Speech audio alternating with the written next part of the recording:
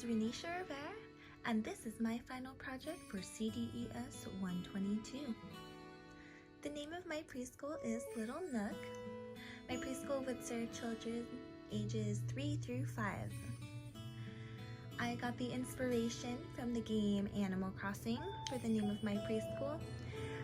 Animal Crossing was a huge part of my life during the pandemic. It inspired me to go back to school to pursue teaching. Alright, let's head inside.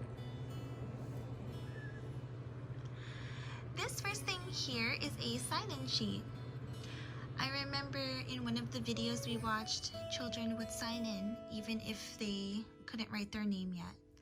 I thought this would be a great start for the Children's Day when they first come in.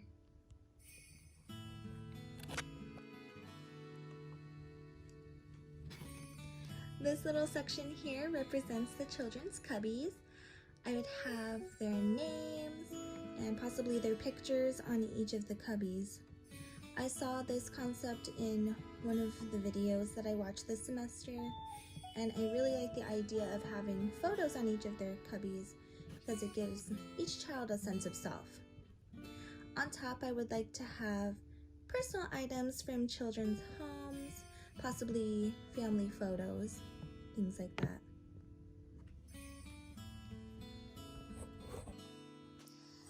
This little room here represents the restroom. I put a little wall here and a little door so that you know it's a private area. And obviously, of course, it would have sinks. This middle area here would be our circle area, represented by these little Lego children. This is where we would have our morning stretches, music, movement, story time throughout the day. This is also where I would have the children lay down for rest time after lunch. This area here, represented by this flute and piano, would be the music area.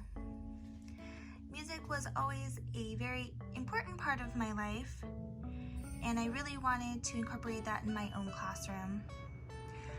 I wouldn't really have woodwind instruments in there, but I would have more of percussive instruments like maracas and drums and bongos, things like that to help the children's motor skills.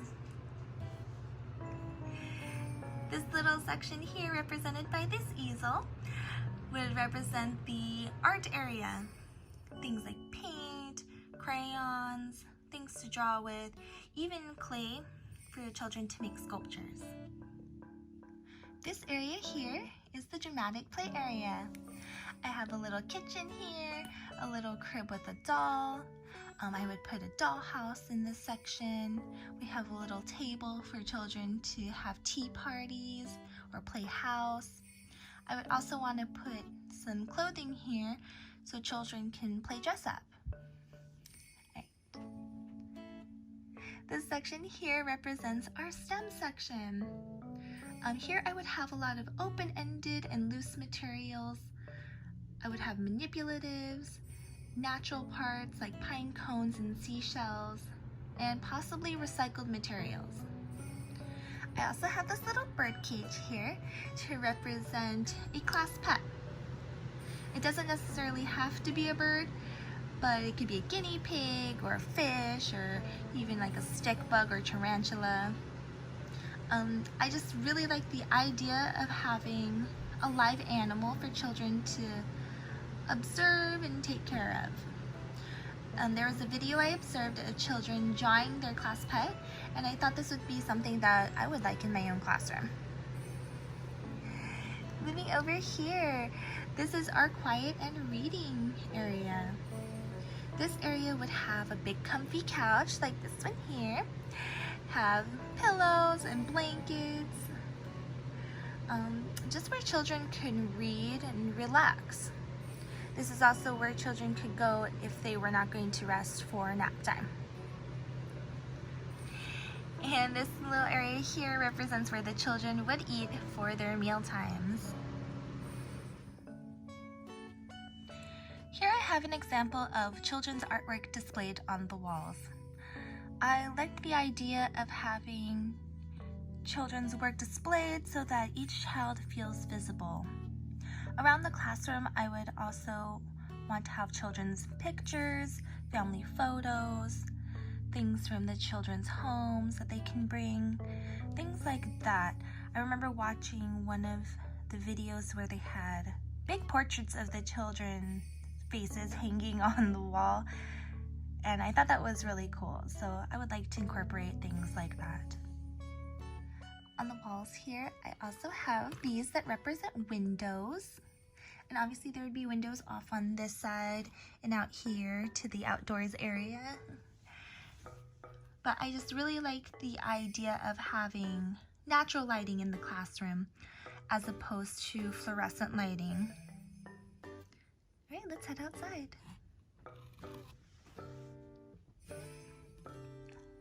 All right, for my outdoors area, I really like the idea of having nature be a part of the curriculum. So starting here, I have a garden. I put one for produce here, so I put strawberries, peaches, grapes, watermelon. On this side I have flowers. I just love the idea of having children plant something and watching it grow over time. And this little kitty down here represents another class pet, one that can be kept outdoors or taken outdoors. I remember observing a video where the children were observing rabbits outside, and I really wanted to do that for my classroom as well. For this area, I have another play kitchen. I really liked one of the videos we watched where the children were making lemon soup and pretending that they were working in a restaurant. I really wanted to have something like that out here, just like another dramatic play area for children. This little section here represents like a big sandbox or a big dirt area where children can play with larger loose items. I observed a video where the children were playing with large items and moving them around, and since I did not want to have a man-made jungle gym or playground in my classroom, I wanted to have something like this.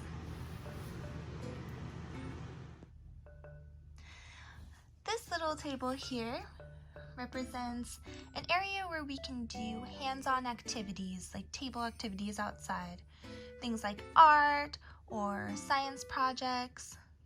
I just wanted a designated area where we can do those hands-on activities.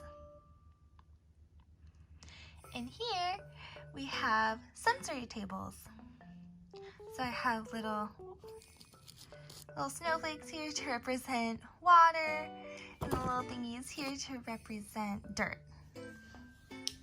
For this, I would have cups and funnels, bowls, and shovels for each. I like the idea of having an area where children can play in these elements and also use tools for those elements. This little tree here represents a low-level tree house that we would have outdoors.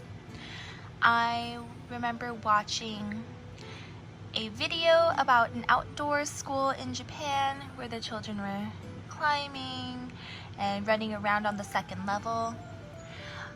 My tree house would not be that big or that tall, but I wanted something low level with a few steps or a ramp where we can go ahead and have our circle time outside there, reading stories, having open discussions, and things like that.